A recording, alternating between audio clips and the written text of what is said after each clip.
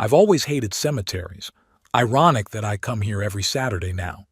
When I was a construction inspector in Danville, I used to avoid this place. Now I sit on the bench across from Agatha's grave and talk to her like she can hear me. Agatha, today are your favorite chrysanthemums, I say, adjusting my glasses. Remember how you always said chrysanthemums were for the living, not the dead? But I think you'd like them. 15 months have passed since I buried my wife. 15 months of empty headstone talk. I know she can't hear me, but I come anyway. Maybe it's me listening to myself. At home, no one listens to me. Not my son, not my grandchildren, and especially not my daughter-in-law. Especially my daughter-in-law. Every time I return from the cemetery, I promise myself that I will stop visiting my son. But every Sunday, Ambrose calls, and I hear in his voice what I want to hear, warmth and concern. I kid myself, but I go anyway.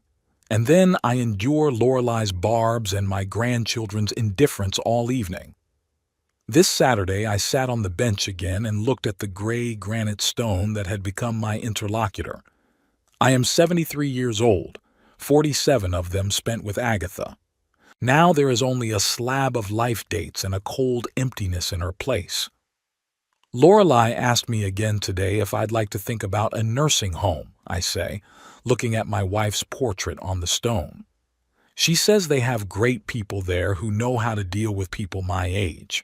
It's like I'm some kind of broken machine that needs special treatment. The wind rustles in the treetops, and I'd like to think it's Agatha sighing and shaking her head. She's never liked Lorelei. Back when Ambrose first brought her to meet us, Agatha whispered to me, "That girl has cold eyes, Tobias." But what could I do? Ambrose looked at her as if she were the sun of his universe. "You were right about her," I said, adjusting the flowers in the vase. "I always am. Walking home is my daily habit. Dr. Burns says that at my age I should move more. It's strange that I used to walk to live longer, but now I walk to pass the time. My house is in the old part of Danville among equally old and shabby houses.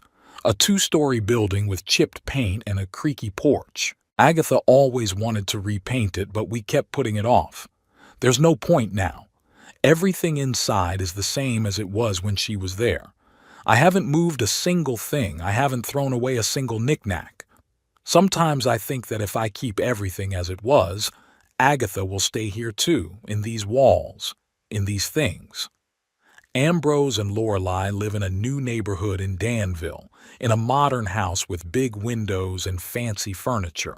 Every time I visit them, I feel like a stranger, like an old, shabby couch in a room full of designer chairs.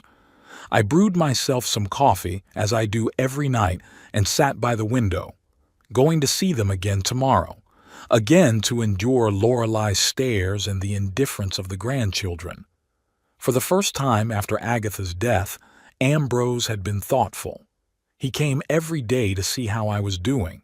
Even Lorelei was on her best behavior. But gradually, things went back to normal. Ambrose got busy at work. Lorelei remembered she never loved me.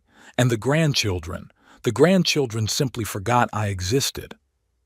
The phone rang and interrupted my thoughts. "Dad? Do you remember we're expecting you for lunch tomorrow?" Ambrose's voice sounded as hurried as ever, as if he were calling between two important things. "Of course I remember, son. I'm not old enough to forget things like that." I tried to speak lightly, but I could feel the resentment creeping into my voice. "Oh, good. Lorelei's making a roast. See you tomorrow, Dad." He hung up before I could answer. Typical of our conversations lately. Short and empty.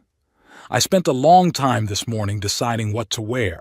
It was silly, of course, to worry about such things at my age, but I knew Lorelei was bound to make a comment if I looked inappropriate. Last time she'd noticed a stain on my sweater and had spent the entire evening defiantly trying to scrub it off with a napkin, saying, "Tobias, you should take better care of yourself." I chose the gray suit I'd once bought for going to the theater with Agatha and a blue tie. I looked at myself in the mirror.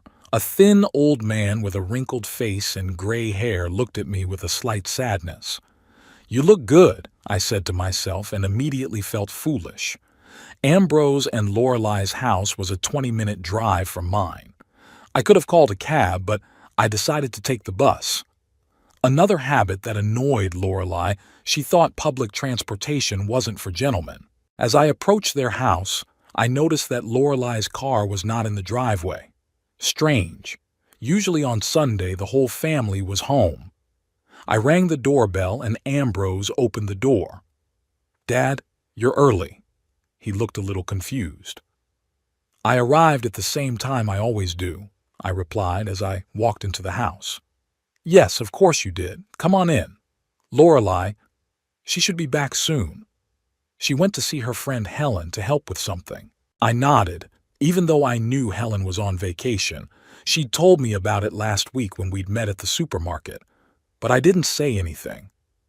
In the living room, I saw the grandchildren, Thatcher and Ottilie.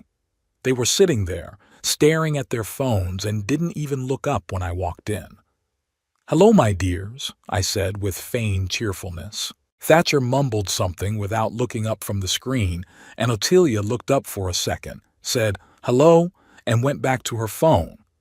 I remember them running to me when they were little, how they asked me to tell stories about my work on construction sites, how they sat on my lap looking at pictures in old albums. Now they're 10 and 12 and I'm just an old man they have to spend Sunday lunches with. "Papa, would you like some tea while we wait for Lorelei?" Ambrose asked, glancing nervously at his watch. "Yes, that would be nice." We went into the kitchen and Ambrose started fussing with the kettle. I knew he was nervous about his wife's absence. I knew she was delayed somewhere again and he didn't want to talk about it. "How are things at work?" I asked to lighten the mood. "It's fine," he shrugged. "The usual. Lots of projects, not much time." Ambrose worked as an architect for a large firm. He'd always been an ambitious boy, and I was proud of his accomplishments. But lately we'd hardly talked about his work. He'd just say things in generalities and change the subject. "How's your back?" he asked. "Does it still bother you?" "Sometimes, but I manage." "Maybe you should see a good specialist." Lorelei said, "Sunset Hills Nursing Home has great doctors. There it is.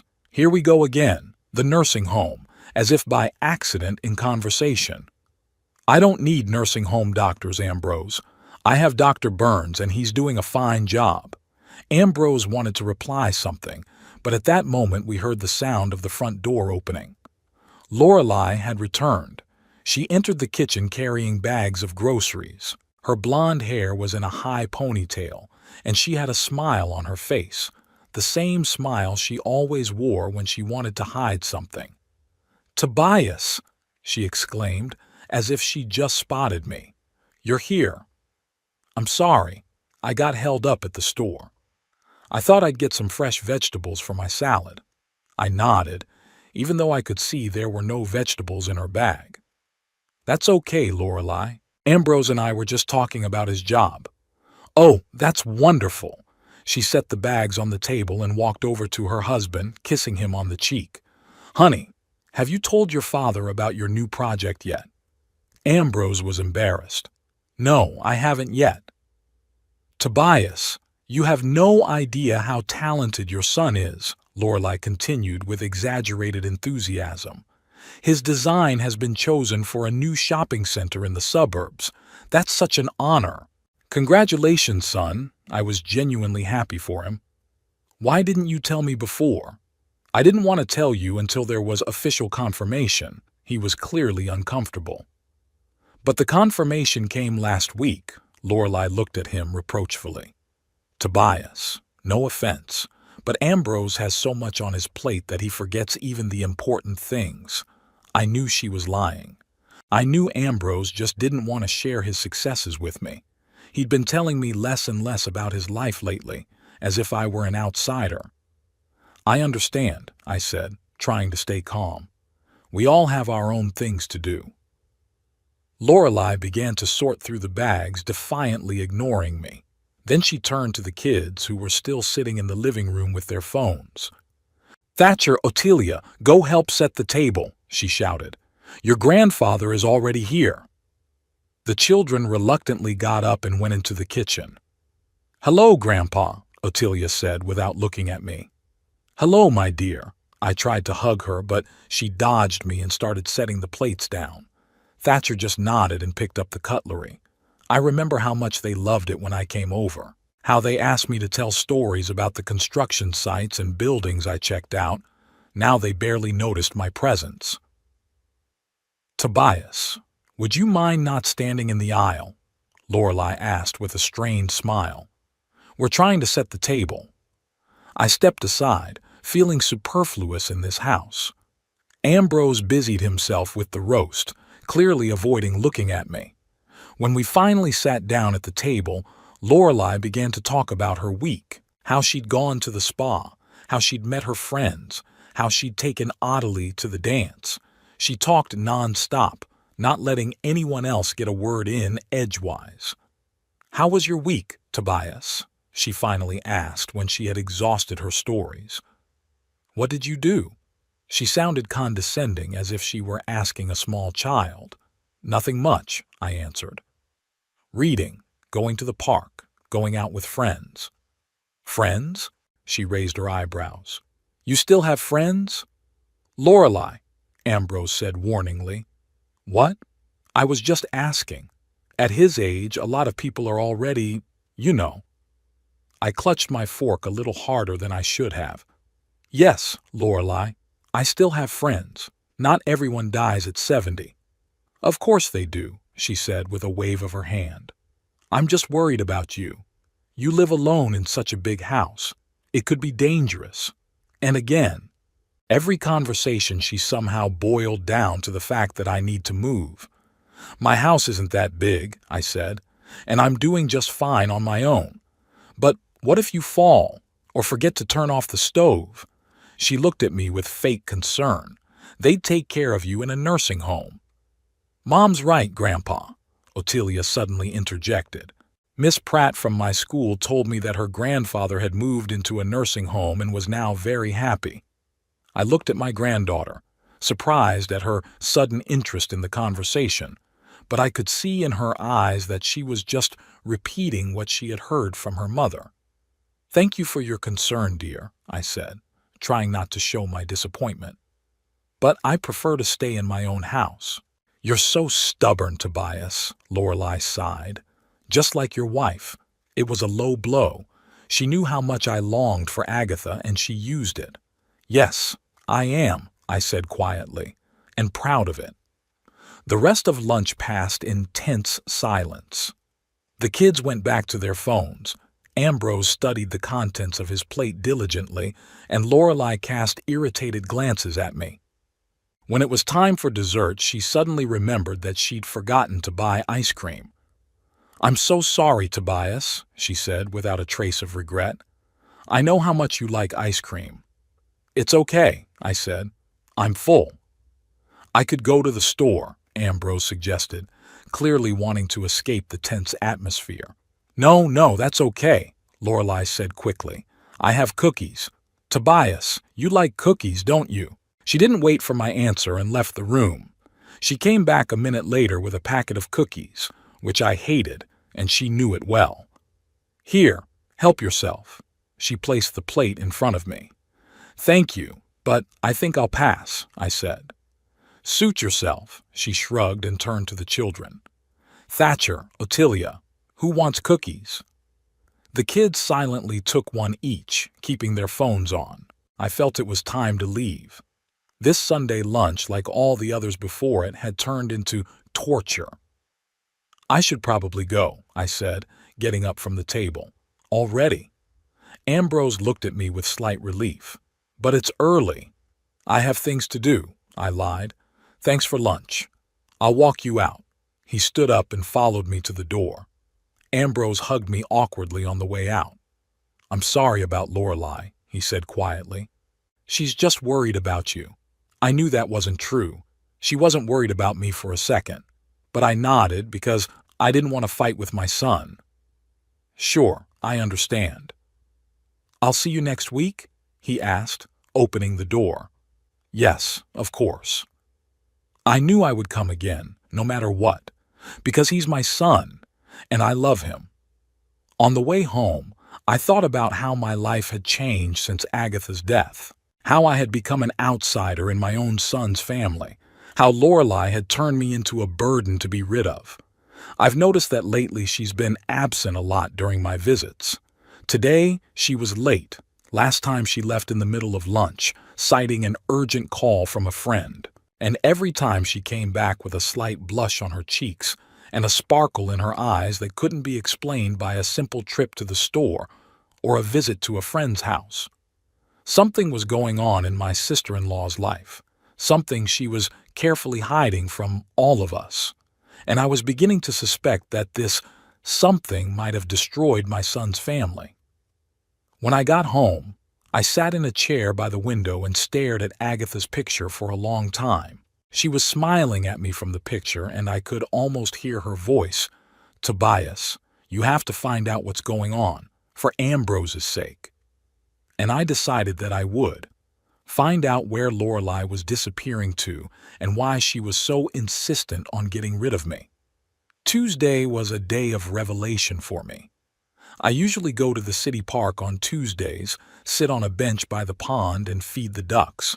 It's a small thing, but it's a habit that started when Agatha was alive.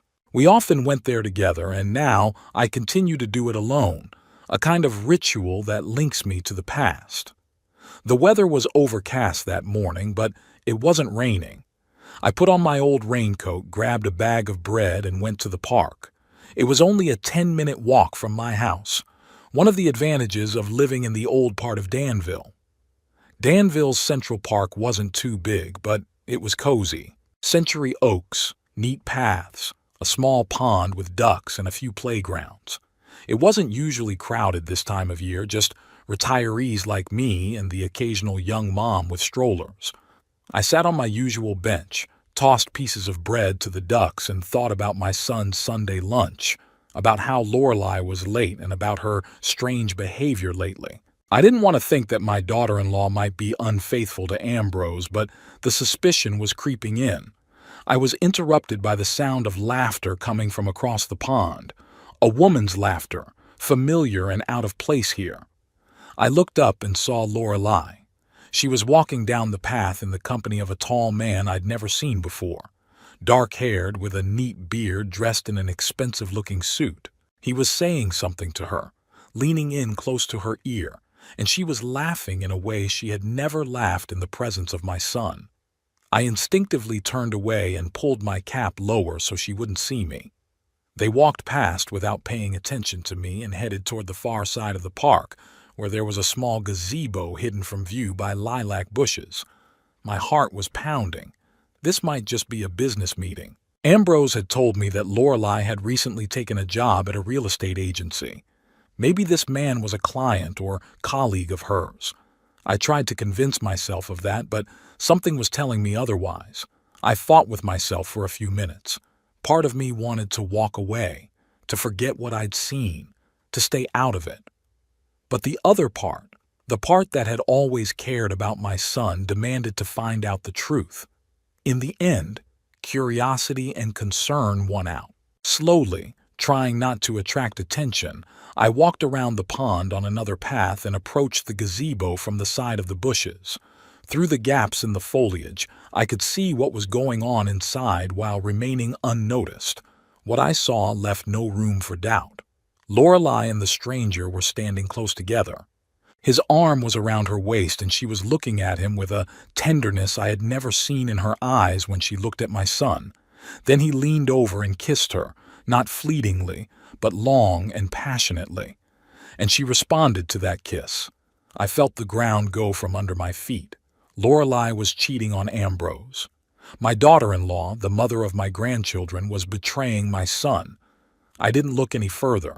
Quietly, trying not to crunch the branches, I stepped away from the gazebo and took a quick step toward the park exit. I needed time to reflect on what I had seen and decide what to do next.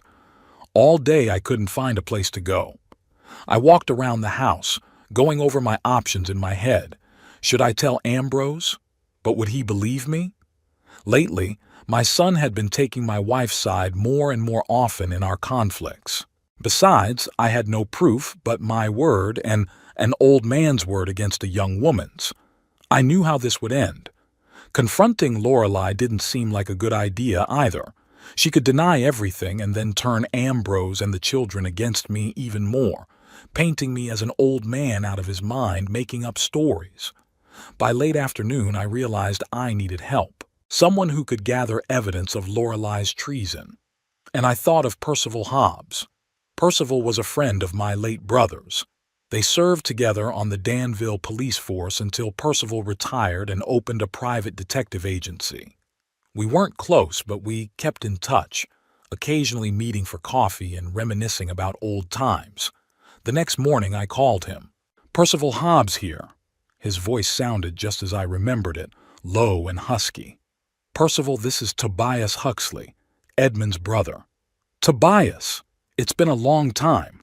How are you, old boy?" "Not too bad," I stammered, not knowing how to get to the point. "Listen, Percy, I need your help. Professional." There was a pause. "Professional?" he finally asked again.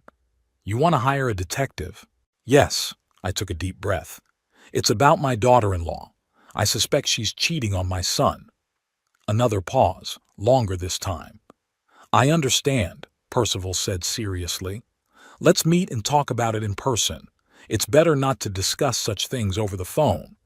We agreed to meet in an hour at a small cafe on the outskirts of town, where there were hardly any acquaintances. Polly's Coffee House was exactly the kind of place I had envisioned for a meeting with a private detective, quiet, with dimmed lights and private booths where we could talk without fear of being overheard. Percival was already waiting for me there, sitting at a table in the far corner with a cup of coffee. The years had changed him less than I'd expected. The same piercing blue eyes, the same gray, close-cropped hair, and the same strong build that had survived despite his age. He was about 65, but he looked younger. "Tobias." He stood up and shook my hand firmly. "Have a seat. I ordered you a coffee. Black, no sugar, if I remember correctly." "Remember." I sat down across from him. "Thank you for agreeing to see me." "Always for Edmund's family." He sipped from his cup. "Tell me what's going on with you." And I told him everything. How things had changed with my son and daughter-in-law after Agatha's death. About Lorelei's strange behavior lately. And finally, what I had seen in the park yesterday. Percival listened attentively, not interrupting, taking an occasional sip of coffee. When I finished, he tapped his fingers thoughtfully on the table. "The situation is unpleasant," he said at last. "But, unfortunately, typical. I've dealt with it dozens of times." "So, you'll take the case?" I asked. "Sure," he nodded. "But first, let's be clear about what you want. What's your ultimate plan?" I wondered. What did I want? Protect my son from his wife's betrayal, win back his favor, to punish Lorelei for her behavior. "I wanted to know the truth," I finally said. "The whole truth about what's going on, and then I'll decide what to do next." Percival nodded as if he'd expected that answer. "Good. I can set up surveillance on your sister-in-law. Find out who this man is, how often they meet, how serious their relationship is. I'll gather evidence, photos, videos, maybe even audio recordings of conversations if I can." "Is that legal?" I asked. In most cases, yes," he shrugged. "I'll only monitor her in public places. No breaking and entering, no trespassing on private property, all within the confines of the law." I nodded, feeling somewhat relieved. "How much will it cost?" Percival quoted an amount that made me wince. It was a lot of money for a retired man, but I had savings I'd been saving for Ambrose and the grandchildren. I figured it would serve them better now. "I agree," I said. "When can you start?" "Today." He pulled a notebook out of his pocket. "I'll need some information. Your son and daughter-in-law's address, their daily routines, places they frequent, and, of course, a picture of Lorelei. I gave him all the information I had." I told him that Lorelei had recently taken a job at a real estate agency called Premium Homes, that she usually took her kids to school at 8 a.m., that she used to go to the Oasis Spa on Fridays.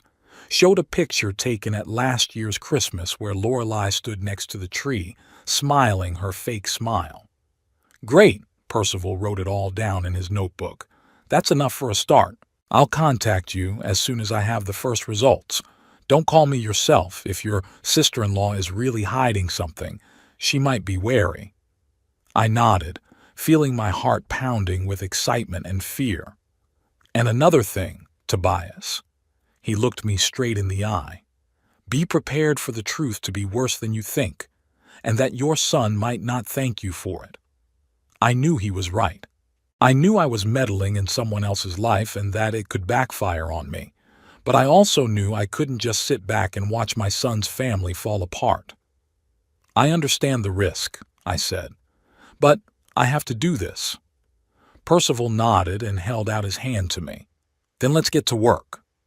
The next few days were filled with anxious anticipation. I lived an ordinary life, going to the store, working in the garden, reading books, but my thoughts kept returning to Lorelei and her secret affair. I imagined Percival following her, gathering evidence, learning the name of that man in the park. On Friday, exactly 3 days after we met, the phone rang. Tobias, it's Percival. I have something for you. My heart skipped a beat. What was it? Not over the phone. Come to my office at 6 o'clock tonight. You know the address? I did. His office was in a small building on Maple Street, not far from downtown. I'll be there, I said and hung up, feeling my hands shaking. Percival's office was exactly as I had envisioned it, a small room with a desk, a few chairs and file cabinets along the walls. His diplomas and private investigator's license hung on the wall. Nothing superfluous, everything functional and austere. Come in, Tobias. He pointed to the chair across from his desk. Have a seat. I sat down, trying to keep my hands from trembling. Percival pulled a folder out of his desk drawer and placed it in front of me. Here's what I've learned these past 3 days, he said. Your sister-in-law is indeed seeing another man. His name is Radley Prim, and he works as a manager for the same real estate company as she does. 42 years old, divorced, no children. He opened the folder and showed me a picture of the same man I'd seen in the park with Lorelei.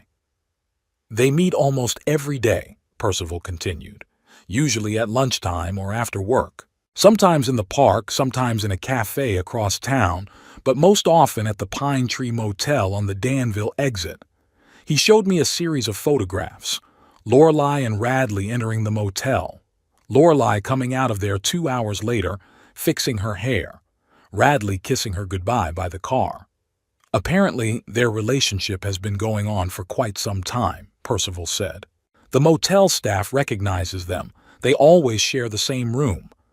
I felt my insides tighten with pain and anger. It was one thing to suspect, and quite another to see the evidence of betrayal in black and white. There's something else. Percival pulled a small recorder-like device out of a folder.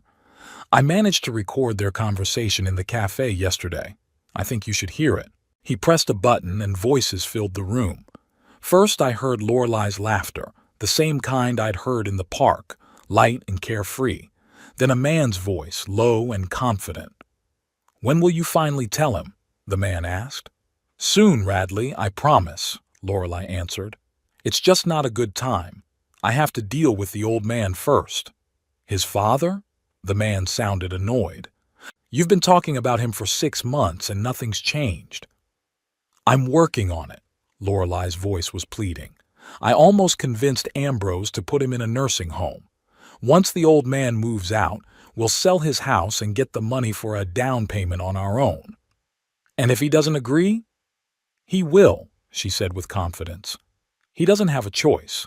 He's old, he'll be decrepit soon. Ambrose realizes he can't look after him, and I'm certainly not going to be a nurse to that bore. They both laughed, and Percival turned off the tape. There's more, he said. But I think you get the gist of it. I sat there, stunned by what I'd heard. It wasn't just treason. They were planning to get rid of me, to sell my house and use the money to start a new life. And Ambrose, was my son really thinking of putting me in a nursing home? What are you going to do about it? Percival asked, looking at me carefully. I didn't know. Part of me wanted to go to my son immediately to show him the pictures, to let him listen to the tape. But the other part was afraid of his reaction. What if he didn't believe it? What if he took his wife's side? I need to think about it, I finally said. This is too much to decide at once. Percival nodded understandingly. Take the folder with you, he said. And the device too. There are a few more recordings in there. Listen to them at home with a clear head, and then decide. I took the folder and the recorder, feeling their weight not so much in my hands as on my heart. Thank you, Percy, I said. You did a good job. Just doing my job, he shrugged, but I could see the sympathy in his eyes. Call me when you decide what to do next. I might be able to help. I nodded and walked out of the office, clutching the folder so tight my knuckles turned white. At home, I spread the photos out on the table and stared at them for a long time, as if trying to find some mistake in them, some proof that this was all a misunderstanding. But the longer I looked, the clearer the truth became. Lorelei was betraying my son, and she was planning to get rid of me. I turned on the recorder and listened to the rest of the tapes. In one, Lorelei and Radley were discussing how they would live together after she left Ambrose. In another, she was complaining about my son, calling him spineless and boring. In the third, they talked about the children, that Thatcher and Ottilia would probably stay with Ambrose, and that was even better, because Radley didn't like children. Every word was like a knife stab. I thought of my son, of my grandchildren, of how their lives would be ruined when the truth came out. And it would come out. Sooner or later, Lorelei would leave for her lover anyway, abandoning my family. I had to do something. But what? Tell Ambrose directly. But would he believe me? Wouldn't he think I was just trying to break him and his wife up out of personal animosity? Confront Lorelei? But what would that do but further alienate me and my son's family? I sat at the table until well into the night, going over my options and not finding the right solution. At one point, I caught myself thinking that I wished Agatha was there for me. She always knew what to do in difficult situations. But Agatha wasn't there, and I had to make the decision myself. Finally, near morning, a plan began to form in my head. A plan that would expose the truth so that Lorelei wouldn't have a chance to get away with it. A plan that would force Ambrose to see her true colors. I called Percival again. After calling Percival, I felt strangely relieved. The decision had been made, and now all I had to do was wait for the results of the investigation. Percival promised to act quickly and efficiently. I'll be watching her every day, he said. I'll try to find out how serious their relationship is and what they're planning. We agreed that he would pass the information on to me in person to avoid unnecessary phone calls. For this purpose, we chose a small cafe on the outskirts of the city where hardly anyone would recognize us. While waiting for the first results, I decided to behave as usual. On Sunday, I went to Ambrose and Lorelei's for lunch, although every glance at my sister-in-law now made me feel a mixture of anger and disgust. I tried not to show my feelings, smiling, asking my grandchildren about their affairs, discussing politics and sports with my son. Lorelei was especially sweet that day. She offered supplements, inquired about my health, even gave me a new sweater that she said she had bought especially for me. I would have been touched by that kind of care, but now I saw it as an attempt to put my guard down. Tobias, how have you been feeling lately? She asked over dessert as she put a piece of apple pie on my plate. I think you're a little pale. I'm fine, Lorelei, I replied, trying to keep my voice neutral. I'm in great shape for my age. Sure. She smiled, the smile I now recognized as fake and calculating. It's just that, at your age, You have to be especially careful about your health. My Aunt Patricia moved into a nursing home when she was that age, and it literally changed her life. There's such care, such conditions. Mom's got a point, Grandpa, Thatcher interjected, still on his phone. In school, they told us about nursing homes. They're kind of cool. I looked at my grandson, trying to figure out if he really thought that, or if he was just repeating his mother's words. I wanted to ask him if he really wanted his grandfather to live among strangers instead of with his family, but I didn't. Thank you for your concern, I said instead, but I prefer to stay in my house. All my memories are there. Memories? Lorelei frowned slightly as if the word had a bad taste. But, Tobias, the past is the past. You have to live in the present. And I am living in the present.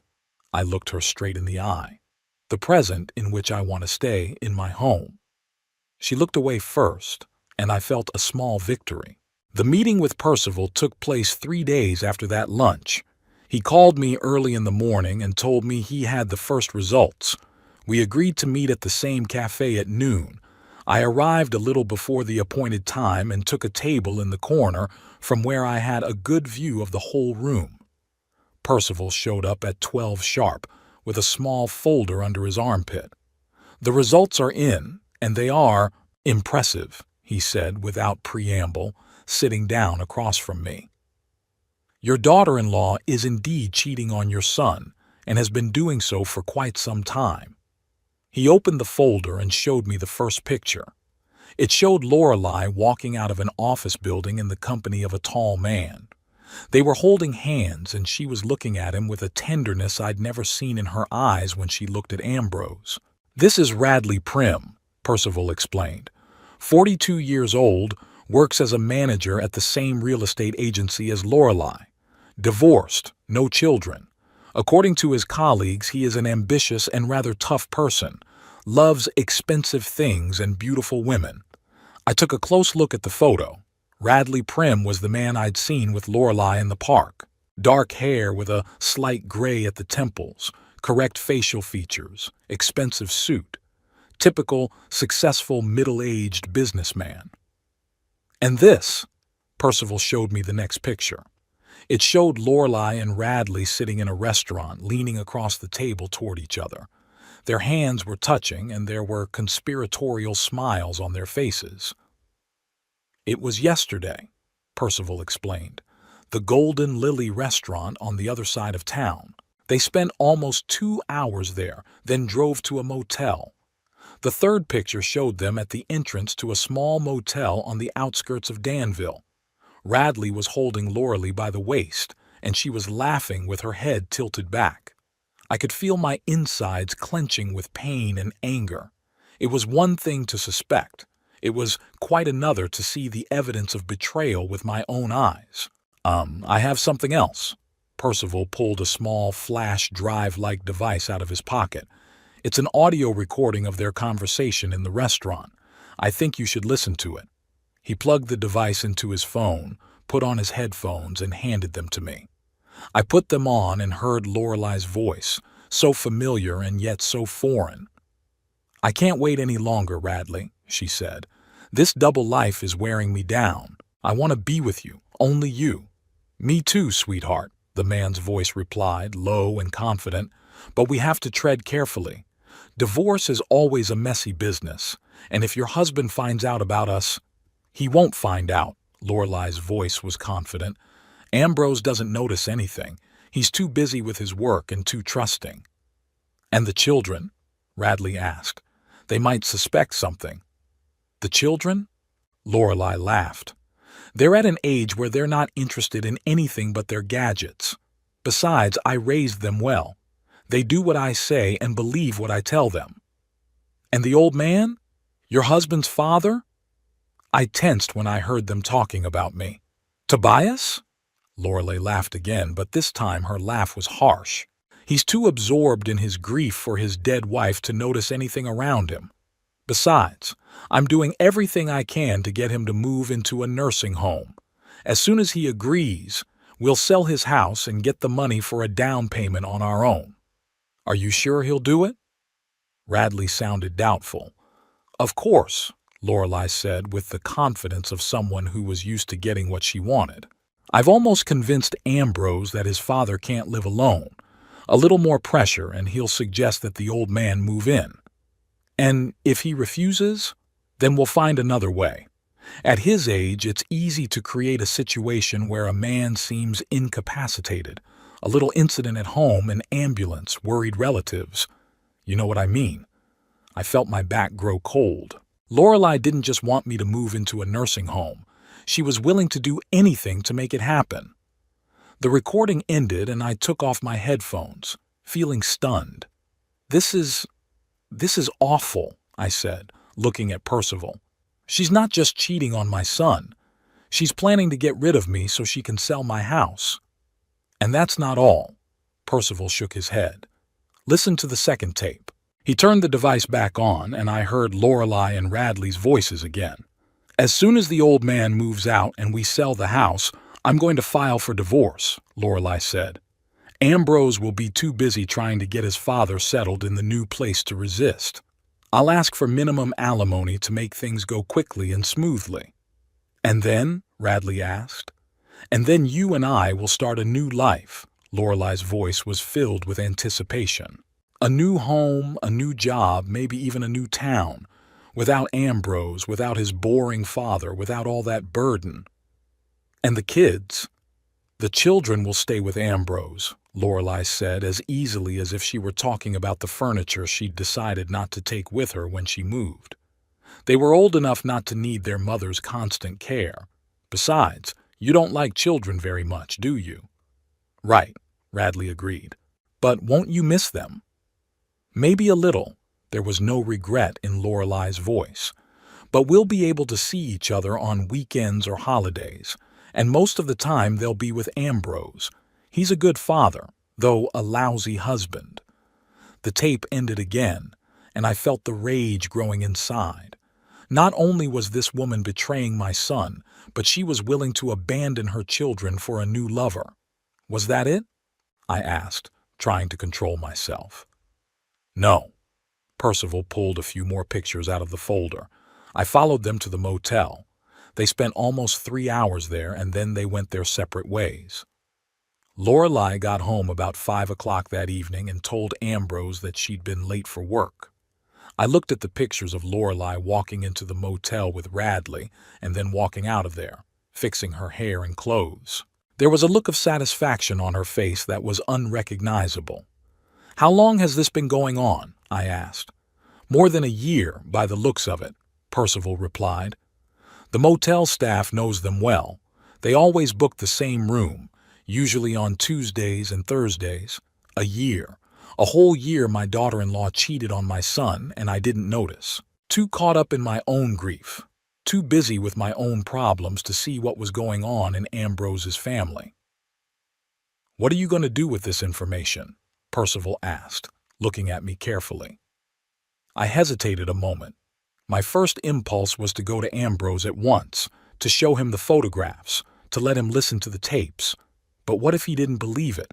What if Lorelei convinced him that it was all a forgery, the result of my personal dislike for her? I don't know, I admitted. I need to think about it. I understand, Percival nodded. It's not an easy decision, but whatever you choose, I'll support you. He handed me a folder of photographs and a recording device. All the evidence is here. Study them carefully and then decide. I thanked him and promised to get in touch as soon as I made a decision. At home, I spread the photos on the table and stared at them for a long time, trying to gather my thoughts. Then I listened to the tapes again, every word Lorelei had said hurting my heart, not for herself, for the son and grandchildren she was so easily willing to abandon. I didn't know what to do with this information.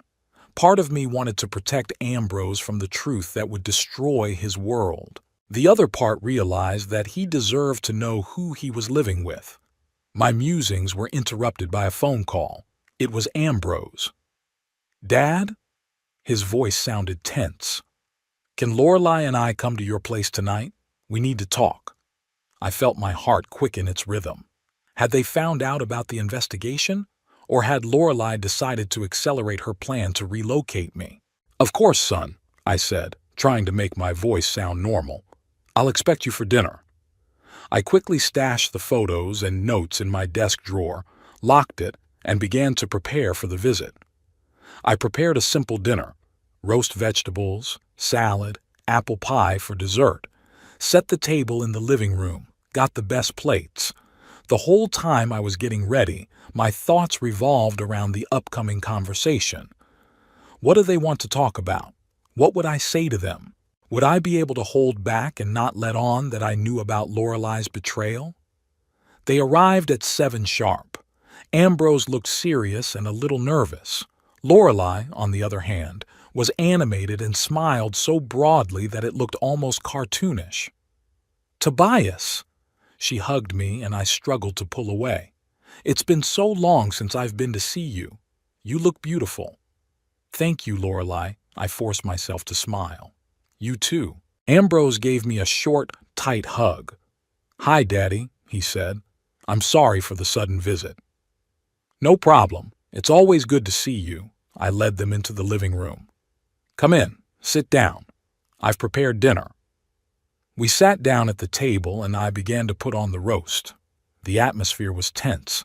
Ambrose hardly looked up from his plate, and Lorelei, on the other hand, kept talking about the weather, about work, about how well I was cooking. I listened half-heartedly, wondering what was behind the chatter. Finally, when we got to dessert, Ambrose coughed and looked at me. "Dad, we need to talk about something important," he said. "I'm listening." I tried to keep a calm expression on my face. "Lorelei and I have been thinking about this for a long time." He took his wife's hand. "And we've decided that you'd be better off moving to Sunset Hills Nursing Home. This is it." What Lorelei was talking about on the tape. The first step of her plan. "A nursing home?" I acted surprised. "But why?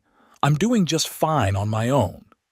"Of course you are, Tobias," Lorelei interjected quickly.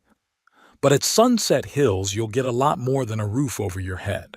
There's a wonderful medical staff, lots of entertainment, socializing with people your own age. And most of all," Ambrose added, "you'll be safe there. We're worried about you living alone in such a big house. What if you fall, or you get sick at night?" I looked at my son and saw genuine concern in his eyes. He was genuinely concerned about my well-being. Unlike his wife, who was only thinking about selling my house and starting a new life with a lover. "I appreciate your concern," I said, trying to speak calmly. "But I prefer to stay in my house. All my memories of your mother are here, Ambrose. Most of my life has been spent here." "But, Papa," Ambrose looked upset, "a house is just walls. It's important that you're healthy and safe." "And I am healthy and safe here." I smiled at him. "Dr. Burns says I'm in great shape for my age. And as for safety, I have a panic button that you installed last year, remember?" Ambrose nodded, but I could tell he wasn't convinced by my arguments. "Tobias," Lorelei leaned across the table toward me, her eyes glowing with fake concern. "Ambrose and I had already talked it over. We've even been to Sunset Hills talking to the staff. They're ready for you any time. It's so beautiful, so cozy." "And expensive, I suppose?" I asked, looking her straight in the eye. She hesitated for a moment, but quickly regained her composure. "Money is not a problem," she said with confidence. "We'll sell your house and pay your rent for the next few years. You'll have nothing to worry about. There it is." She's not even trying to hide the fact that she wants to sell my house. I wonder if Ambrose knows that she plans to use the money from the sale not for me to live in a nursing home, but for a down payment on a new house for herself and her lover. "My house is not for sale," I said firmly, "and I'm not moving into a nursing home, not in Sunset Hills or any other." Lorelei cast a quick glance at Ambrose as if urging him to intervene. "Daddy," he put his hand on mine, "we realize this is a difficult decision, but think about the future. What's going to happen 5, 10 years from now? You can't live alone forever." "When I can't live alone, Then we'll decide. I squeezed his hand. Until then, I'm staying here. Lorelei opened her mouth to say something, but Ambrose stopped her with a gesture. All right, Dad, he said. We're not going to pressure you. Just think about it, okay? I nodded, feeling relieved that the conversation was over. But I knew this was just the beginning. Lorelei wouldn't back down so easily. She would continue to press Ambrose, convincing him that I couldn't live alone, that I needed constant care. Dinner ended in a tense atmosphere. Ambrose was silent. Lorelei smiled strainedly and talked about nothing. When they left, I sat in a chair by the window and stared out at the darkening sky for a long time, thinking about what I had learned in the last few days. My daughter-in-law wasn't just cheating on my son. She planned to destroy his family, take his house, and put me in a nursing home so I wouldn't get in the way of her plans. And she'd almost gotten her way. Ambrose was already half convinced that I'd better move out. I couldn't let that happen. I couldn't let her ruin the life of my son and my grandchildren. But how to stop her? How do I open Ambrose's eyes to the fact that his wife is a lying cheater, willing to leave him and the children for another man? I pulled out the photographs and notes Percival had given me and scrutinized them again. A plan began to form in my mind. A plan that would expose the truth so that Lorelei wouldn't have a chance to get away with it. I called Percival. "Percy, I need your help again," I said when he answered. "I have an idea on how to expose Lorelei. But to do it, I'm going to need your help, and maybe the help of someone you know." "I'm listening," he said seriously. And I outlined my plan to him. Percival listened carefully to my plan and shook his head thoughtfully. "It's risky," he said, "but it could work. The key is to choose the right place and the right time." We decided to meet the next day in his office to discuss the details. I spent a restless night, waking up every hour and going over possible scenarios in my head. What if the plan didn't work? What if Ambrose didn't believe the evidence? What if I only made things worse? In the morning, I felt defeated but determined. After breakfast, I went to Percival's office, which was in a small building on the outskirts of town. "So," Percival said as we sat down at his desk, "let's go over the plan again. You want to organize a family dinner at the restaurant and show the video with the evidence of Lorelei's infidelity during dinner?" "Yes." I nodded, but not right away. I want to give her a chance to prove herself, to show her true colors. Let her think she's won, that I'm willing to agree to move into a nursing home. And when she's triumphant, that's when we'll show the video. "Okay." Percival tapped his pen thoughtfully on the table. "But to do that, we'll have to find a restaurant where the video can be shown, and we'll have to make arrangements with the management." "I have an idea," I said. "Marco's restaurant downtown. They have private rooms for family dinners, and each room has a big screen for presentations. We could rent a room like that and use the screen to show videos." "That's a good idea," Percival nodded. "But we'd have to talk to the manager of the restaurant. I don't think he'd like the idea of showing a compromising video in his establishment." "Maybe we shouldn't tell him the whole truth," I suggested. "Let's say we want to surprise the family by showing old family photos and videos." Percival shook his head. "I don't think that's a good idea.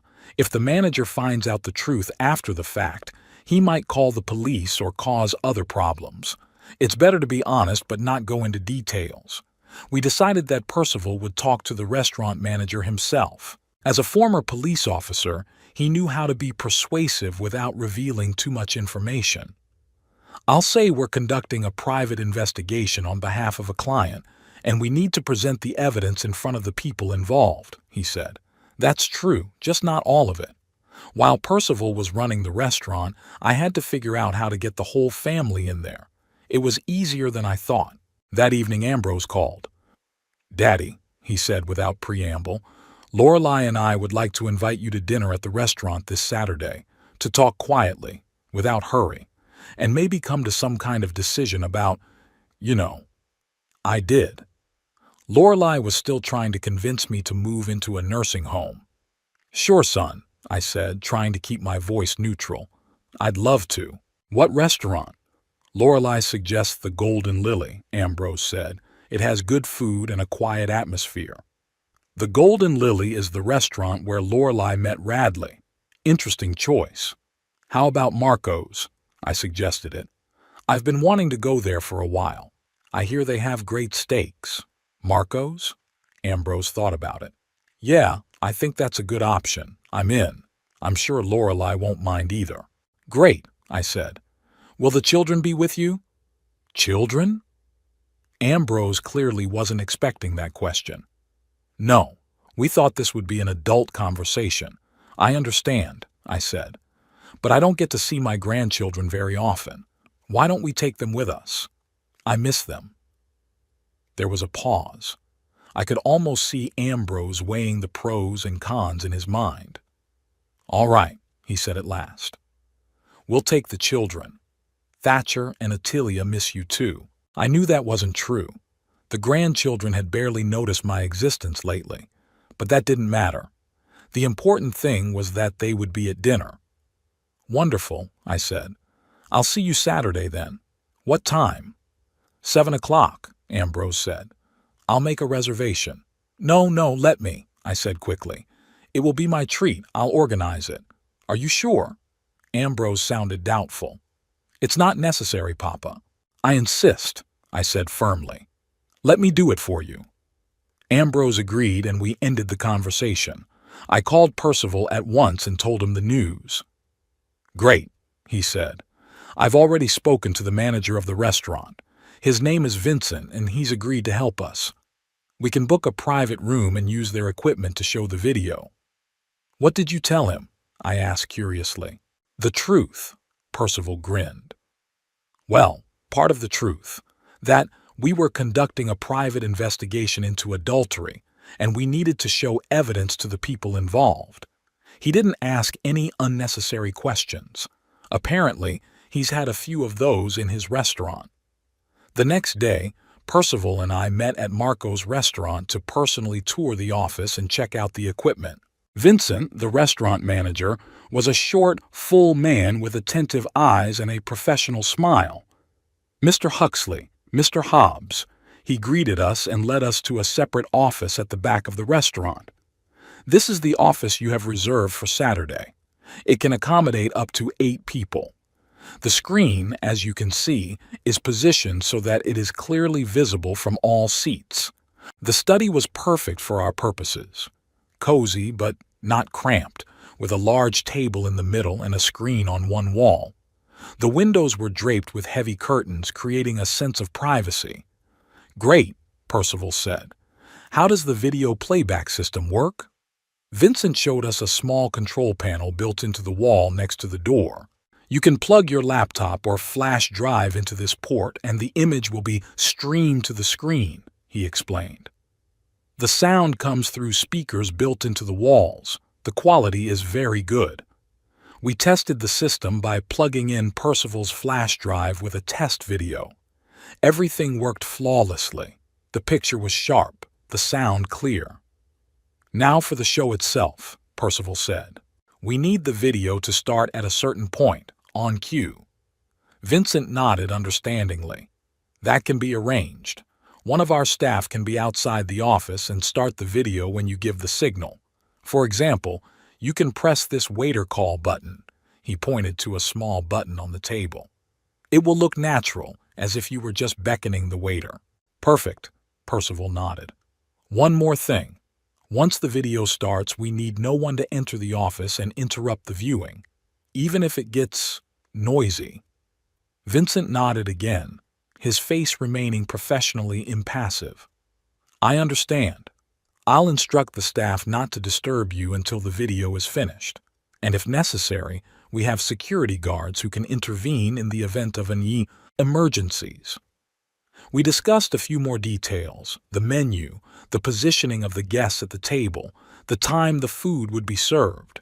Vincent wrote down all our wishes and assured us that everything would be organized exactly as we wanted. As we left the restaurant, I felt a strange sense of relief. The plan was beginning to take shape. What now? I asked Percival. Now we have to prepare the video itself, he replied. I've selected the most compelling pieces of footage and photographs. We'll edit them into one video about 5 minutes long.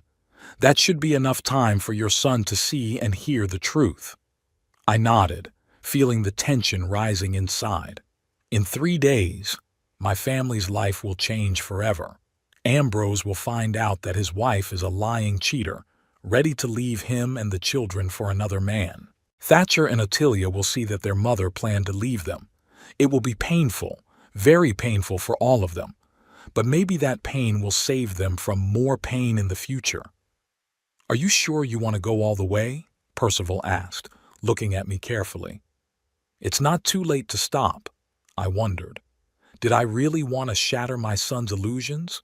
To show my grandchildren that their mother was not who they thought she was? But the alternative was even worse, to let Lorelai continue to deceive everyone and then abandon the family, leaving behind more pain and destruction. I'm sure, I said firmly. It's the only way to protect my family. Percival nodded without arguing. He understood that it was my decision and he respected it. We spent the next 2 days preparing the video. Percival had enlisted a friend of his, an editing expert, to help us create a 5-minute video that included the most compelling evidence of Lorelai's infidelity and her plans for the future. On Friday night, the day before dinner, Percival and I watched the finished video in his office. It began with pictures of Lorelai and Radley entering the motel, followed by shots of them meeting in the restaurant and park. This was followed by audio recordings of their conversations, first about Lorelai cheating on Ambrose, then about her plans for me in the house, and finally about how she was going to leave the kids and start a new life with Radley. The video was short but compelling. There could be no doubt about its authenticity. Lorelai's face was clearly visible in all the photos, and her voice on the audio recordings was easily recognizable. What do you think? Percival asked when the video was over. Painful to watch, I admitted. But it's the truth, and Ambrose needs to know it. Percival nodded and put the video on a flash drive. Here, he said, holding it out to me. Tomorrow, I'll be at the restaurant beforehand, checking the equipment again and ready to run the video on your signal. You'll be there? I was surprised. But how do we explain your presence? I won't be in the office with you, Percival explained. I'll be nearby, in the back office, where I can monitor the situation. Vincent had already organized everything. I was relieved. Percival's presence, even behind the scenes, gave me confidence. Thank you, Percy, I said sincerely, for everything. You're welcome, he shrugged. Just doing my job. Besides, I always said I never trusted your sister-in-law. There's something about her. Fake. I smiled, remembering Agatha saying almost the same thing. She never trusted Lorelai either.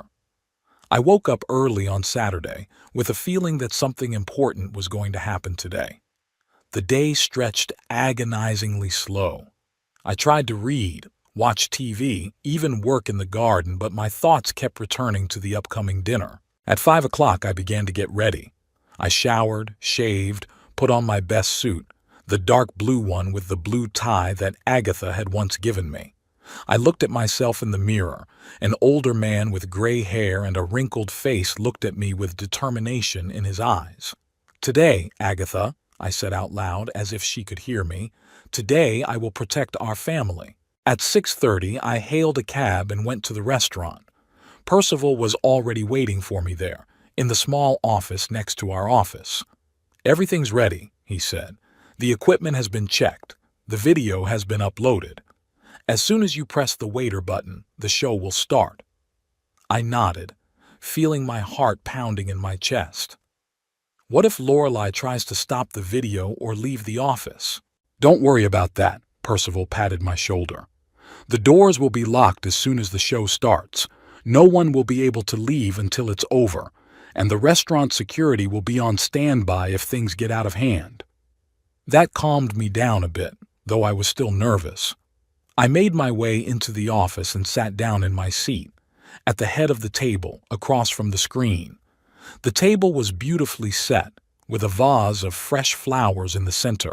Everything looked festive and solemn, which was a strange contrast to what was about to happen.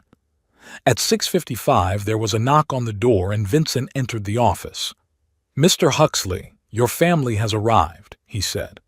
"I'll show them to you in a minute." "Thank you, Vincent." I took a deep breath, trying to calm down. "Is everything ready?" "Everything is ready, sir." He nodded professionally. "On your signal." He stepped out, and a few seconds later the door opened again. Ambrose, Lorelei, and the children, Thatcher and Ottilia, entered. Ambrose looked tense. Lorelei was flashing her fake smile, and the children, as usual, were engrossed in their phones. "Daddy!" Ambrose hugged me. "You're here now, and you look great." "Thanks, son." I patted him on the back. "It's good to see you all." Lorelei came over and kissed me on the cheek. I could smell her perfume, too sweet, too cloying. "Tobias, what a beautiful office you've chosen," she said, looking around. "And so cozy, the perfect place for a family dinner." "I tried," I replied, trying to keep my voice normal. "Thatcher, Ottilia, come say hello to Grandpa." The grandchildren reluctantly got off their phones and came over to me. I hugged them, feeling them tense at my touch. They had once loved my hugs, running toward me when I came to visit. Now I was almost a stranger to them. "Have a seat." I indicated the seats around the table. "I ordered your favorite dishes." We sat down, I at the head of the table, Ambrose on my right, Lorelei on my left, the children beside her. Perfect positioning for watching a video. Everyone would have a good view of the screen. The waiter brought appetizers and wine for the adults, juices for the kids. The conversation started out strained, about the weather, about school, about work. Gradually, the atmosphere lightened a little, especially after Ambrose had had a glass of wine. When the main courses arrived, Lorelei decided to move on to the main topic of the evening. "Tobias," she said, cutting off a piece of steak, "we're so glad you agreed to have dinner with us tonight, especially since we have an important topic to discuss."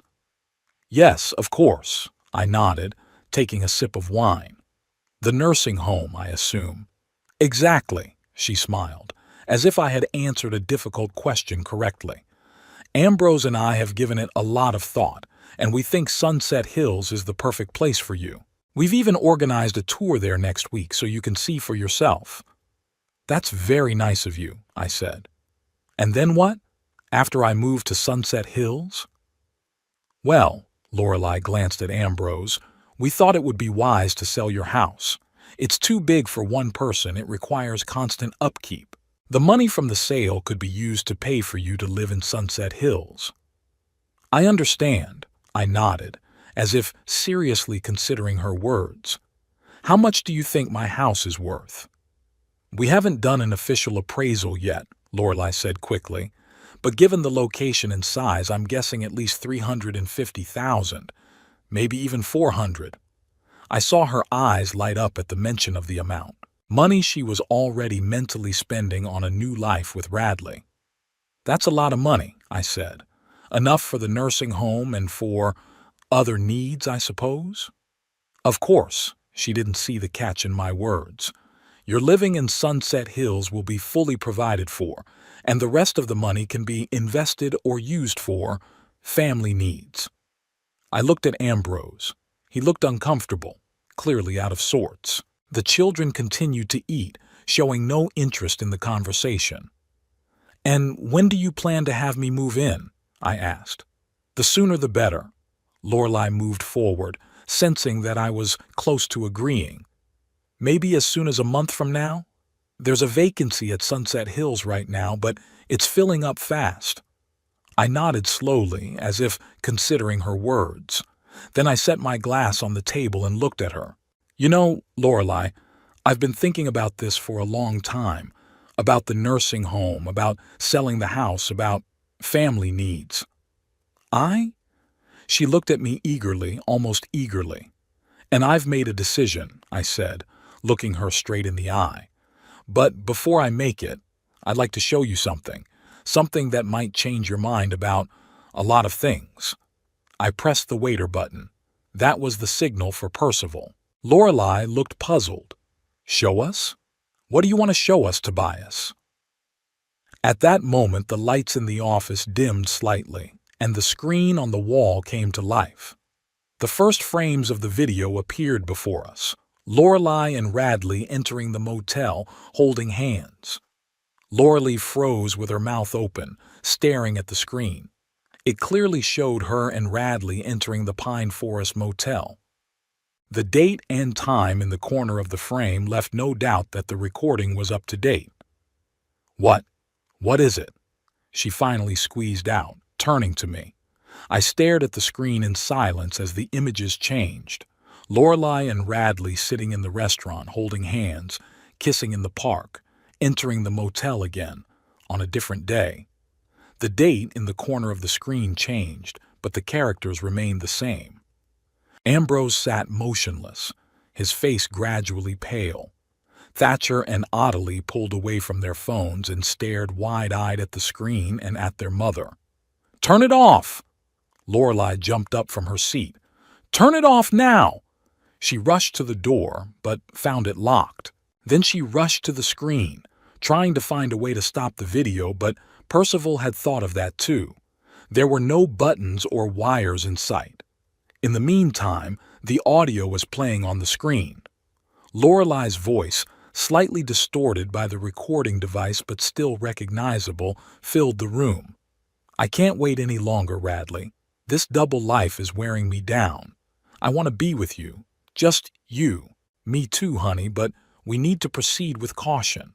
Divorce is always a messy business, and if your husband finds out about us, he won't find out anything. Ambrose doesn't notice anything.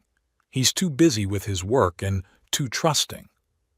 Ambrose flinched when he heard his name. His hands clenched into fists, his knuckles white. Lorelei. His voice was quiet, but he could hear the tension in it, ready to explode into rage. "What does it mean?" "It means nothing."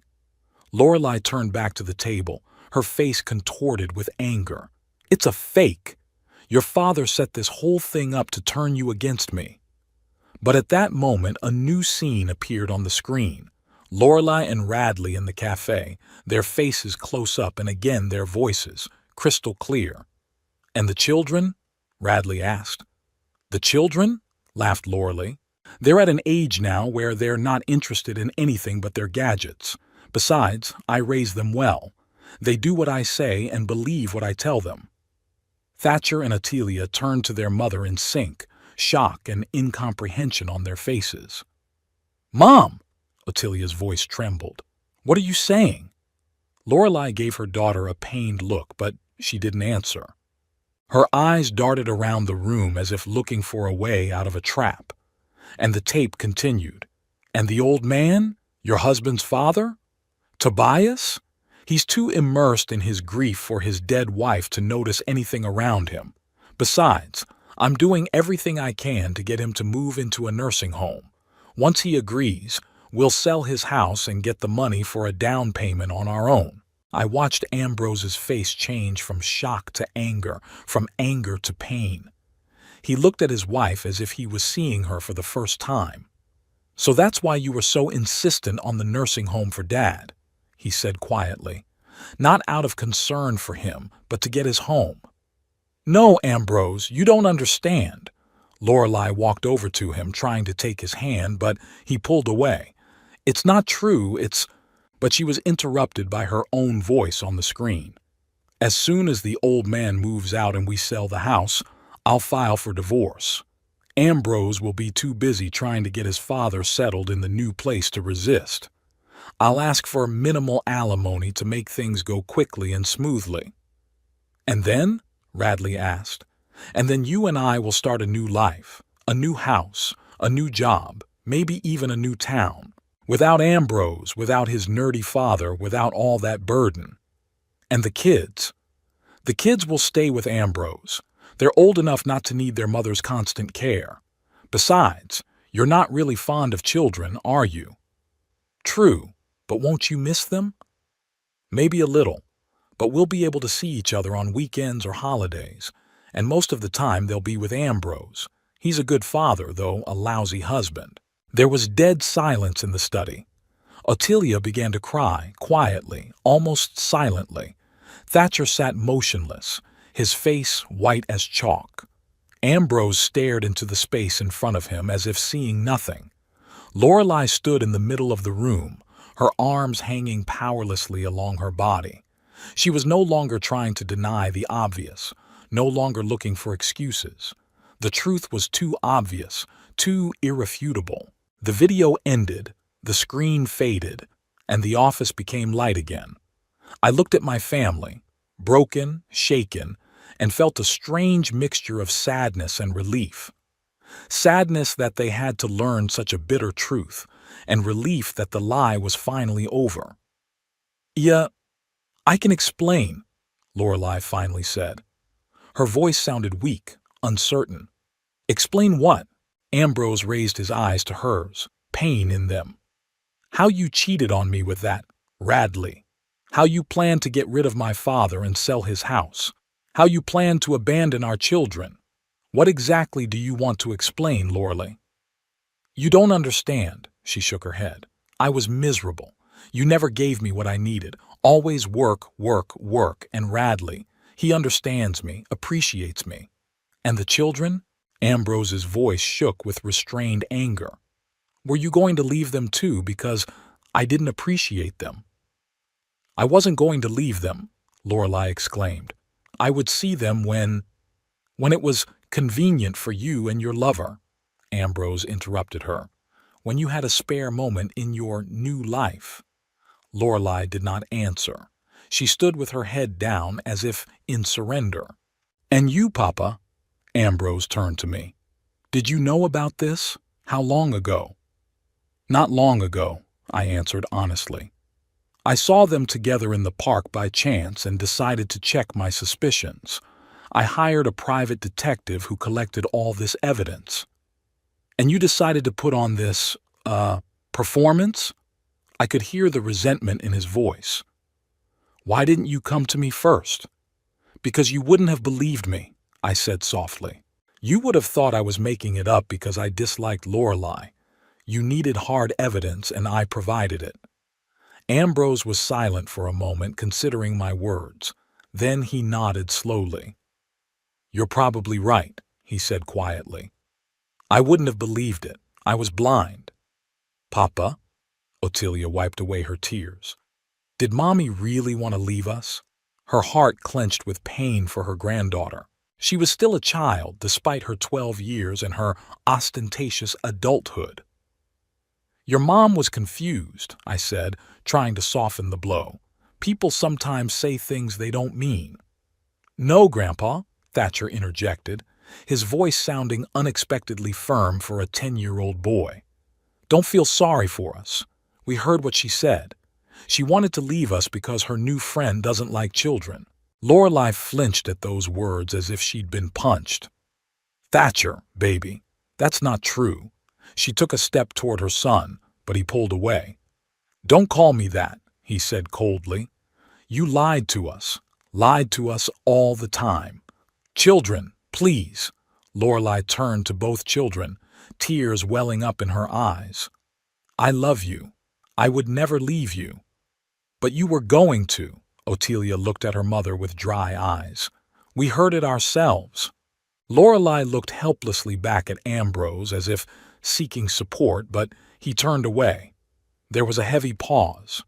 No one knew what to say next. All the cards had been dealt, all the masks removed. "What now?" Lorelei finally asked, her voice sounding tired and defeated. "Now?" Ambrose rose from his seat. "Now you pack your things and leave. To your Radley, to your new life. Without me, without the children, without the house you plan to get by selling my father's house." "Ambrose, please." She tried to take his hand, but he pulled away. "Let's talk when things have calmed down. We can make things right. Fix it?" He grinned bitterly. "What exactly do you want to fix, Lorelei? Your betrayal? Your plans to abandon your children? Your desire to send my father to a nursing home to take over his estate? Which of these do you consider fixable? She didn't answer, just lowered her head. I'll file for divorce, Ambrose continued, and I'll ask for full custody of the children. Given this evidence, he nodded at the blacked-out screen, I think the court will be on my side. You can't take my children away from me, Lorelei sounded panicked. They're mine. They're not things, Lorelei, he said quietly. You can't take them away. But you said yourself that you wanted to keep them with me, that you didn't need them in your new life. That's not what I meant. She raised her voice. You're taking my words out of context. What context can explain what we've all heard? Ambrose shook his head. That's enough, Lorelei, just enough. He turned to the children. Thatcher, Ottilia, we're leaving. Now. The children stood up without looking at their mother. Their faces were closed, their eyes dry. They looked older than their years, as if they had grown several years older in the last half hour. Dad, Ambrose said to me, are you with us? I shook my head. No, son. I've got some things to finish up here. I'll come back later. He nodded, realizing I needed time. Okay, I'll see you at home. He took the children by the hands and led them to the door. Lorelei made a movement as if she wanted to follow them, but then stopped, realizing the futility of the gesture. The door closed behind them, and it was just Lorelei and me. She stood in the middle of the room, looking suddenly small and lost. Why did you do that? She asked quietly. Why did you destroy my family? I didn't destroy your family, Lorelei, I answered calmly. You did it by your own actions and decisions. You've always hated me, she said bitterly. From day one. No, I didn't hate you. I hoped you would make my son happy, but you chose a different path. You know nothing about us. She suddenly became a screamer. You don't know anything about our marriage, about our problems. Maybe, I agreed, but I know that cheating and lying are not the solution. You, she was choking with anger. You've disgusted me since day one. Old, boring, always meddling in my business. You think you know everything, that you have the right to judge, but you're just a miserable, lonely old man who's jealous of other people's happiness. I looked at her calmly, feeling neither anger nor resentment. Her words couldn't hurt me because they didn't contain any truth. Finished? I asked her when she stopped breathing. Yes. She sank into a chair, suddenly exhausted by her outburst. Finished. I stood up, adjusted my tie, and took my coat from the back of the chair. Goodbye, Lorelei, I said.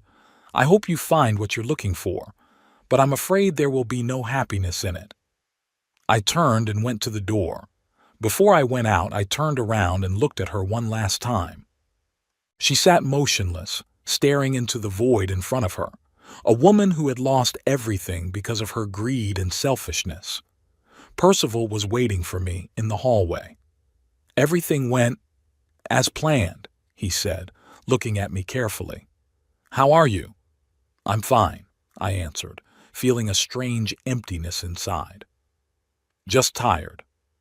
I understand. He put his hand on my shoulder. Come on, I'll take you home. No, I shook my head. Not home. To Ambrose's. He and the children need support right now. Percival nodded and walked me out of the restaurant. It was chilly outside, starting to rain lightly. We got into Percival's car and drove to Ambrose's house. On the way, I reflected on what had happened, about how one decision, to show the truth, had changed the lives of so many people. Ambrose learned that his wife had been cheating on him and was planning to leave him.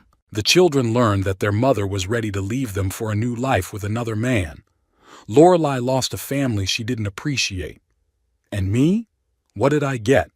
The satisfaction of revenge? No, it wasn't revenge. It was necessity, to protect my family from lies and betrayal. I did what I had to do, even though the price was high. When we pulled up to the Ambroses' house, I saw that all the windows were lit up. They were at home, going through the hardest night of their lives. "Thanks for everything, Percy," I said as I got out of the car. "You've been a true friend." "You're welcome, Tobias." He shook my hand. "Call me if you need any help." I nodded and walked toward the house. I took a deep breath before ringing the doorbell, gathering my strength. There were a lot of hard conversations ahead, a lot of tears and pain, but also the truth, without which there could be no healing. Ambrose opened the door almost immediately, as if he'd been waiting for me. "Dad," he looked exhausted, but there was determination in his eyes. "Come in." I entered the house that would soon no longer be Lorelai's home, a house where a new chapter in the life of my son and grandchildren would begin, a chapter without lies or betrayal. "I'm selling my house," I told Ambrose as we sat down in the parlor. "I'm leaving Danville." "What?" He looked at me in surprise. "Why? Because of all this?" "Partly," I nodded. "But mostly because it's time for a change. Too many memories in this city, too many ghosts of the past." "But where will you go?" I could hear the worry in his voice. "I haven't decided yet," I smiled. "Maybe to the sea. Agatha always wanted to live by the sea." Ambrose looked at me for a long time as if he were seeing me for the first time. "You did the right thing, Papa," he said at last, showing us the truth. It was painful, but necessary. "I know, son," I took his hand, "and I'm sorry for what happened." "Don't be," he smiled weakly. "It's better to know the truth than to live a lie, even if the truth breaks your heart." We sat in silence, holding hands, father and son going through a loss, he of a wife, I of a daughter-in-law. Although, to be honest, I didn't feel the loss. Lorelai had never been a part of my family, only a source of pain for my son. "Are the kids asleep?" I asked after a while. "Yes," Ambrose sighed. "They were shaken, especially Ottilia. She didn't stop crying until she fell asleep. It's going to be hard for them," I said, "but they're strong. They'll get through it." "I hope so." He rubbed his face with his hands, looking suddenly older than his years. "What should I tell them? About Lorelai, about the divorce, about all of it?" "The truth," I answered simply. "Not all the details, of course, but the basics. That their mother made a choice, and it wasn't in the family's favor. That you will always be with them, that they will always be loved." Ambrose nodded, considering my words. "What about Lorelai?" he asked. "What if she came back, try to see the children?" "That's for you and the children to decide," I said. "But I think they need time now. Time to understand, time to forgive, if they're willing to forgive." "And you?" He looked at me. "Will you forgive her?" I wondered. "Forgive Lorelai for trying to ruin my son's life? For being willing to abandon my grandchildren? For planning to use me and my home for her own gain?" "No," I answered honestly. "I wouldn't forgive her, but not because of what she did to me. It's because of what she did to you and the children." Ambrose nodded, understanding. "Thank you, Papa," he said quietly, "for opening my eyes, for being there for me." "I'll always be there for you, son," I squeezed his hand. "Even if I go away, I'll always be here for you." We sat like that for a long time, talking about the past, about the future, about what lay ahead. About a new life without Lorelai, about how to support the children during this difficult time, about where I might move. Deep past midnight, when Ambrose finally fell asleep on the couch, exhausted by the emotions of the day, I quietly left the house and walked to my apartment. The night was cool but clear. The stars shone in the dark sky as if watching me. "You were right, Agatha," I said, looking up at the stars. "You always said that the truth would come out, no matter how deep you hid it." And I thought the stars blinked back, as if my Agatha were smiling down at me from the heavens, approving of my actions, supporting me as she always had. I continued my journey home, feeling strangely calm. Tomorrow a new chapter of my life will begin. I would sell the house, leave Danville, start over somewhere by the sea like Agatha had always dreamed. And Ambrose and the children, they'll manage. They're stronger than they look, and I'll always be there to support them no matter what happens. As for Lorelei, well, she made her choice, and now she'll have to live with the consequences. Without me, without Ambrose, without the children. Only with the bitter realization that she lost something precious in pursuit of the illusion of a new life.